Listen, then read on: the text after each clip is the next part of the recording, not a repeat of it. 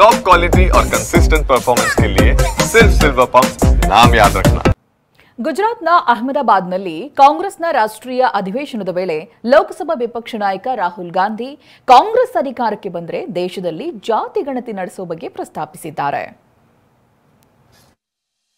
ಕಾಂಗ್ರೆಸ್ ಅಧಿವೇಶನದಲ್ಲಿ ಜಾತಿ ಗಣತಿ ಅಸ್ತ್ರ ಪ್ರಯೋಗಿಸಿದ ರಾಹುಲ್.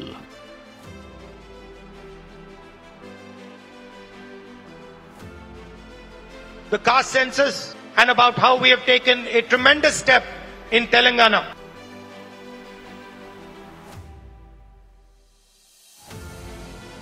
ಗುಜರಾತ್ನ ಅಹಮದಾಬಾದ್ನಲ್ಲಿ ಕಾಂಗ್ರೆಸ್ ನ್ಯಾಯಪಥ ಹೆಸರಿನಲ್ಲಿ ಮಹಾ ಅಧಿವೇಶನ ನಡೆಸಿದೆ. ಈ ಅಧಿವೇಶನದಲ್ಲಿಂದು ಮಾತನಾಡಿದ ಲೋಕಸಭೆ ವಿಪಕ್ಷ ನಾಯಕ ರಾಹುಲ್ ಗಾಂಧಿ ಜಾತಿ ಗಣತಿಯ ಮಹಾ ಅಸ್ತ್ರವನ್ನ ಝಳಪಿಸಿದ್ದಾರೆ. ತೆಲಂಗಾಣ ಸರ್ಕಾರ ನಡೆಸಿದ ಜಾತಿ ಗಣತಿಯನ್ನ ರಾಹುಲ್ ಗಾಂಧಿ ಮುಕ್ತ ಕಂಠದಿಂದ ಹೊಗಳಿದ್ದು, ಕಾಂಗ್ರೆಸ್ ಸರ್ಕಾರ ಅಧಿಕಾರಕ್ಕೆ ಬಂದರೆ ದೇಶದಲ್ಲಿ ಜಾತಿ ಗಣತಿ ನಡೆಸೋದಾಗಿ ಹೇಳಿದ್ದಾರೆ. I also spoke about the caste census and about how we have taken a tremendous step in Telangana, which has revealed a lot about the communities are participating in different activities in the state. Finally, I would request all Congress members from all our states that it is your responsibility to defend the Constitution. It is your responsibility to defend the ideology of the Congress party. And I am proud that you do it every single day against great odds.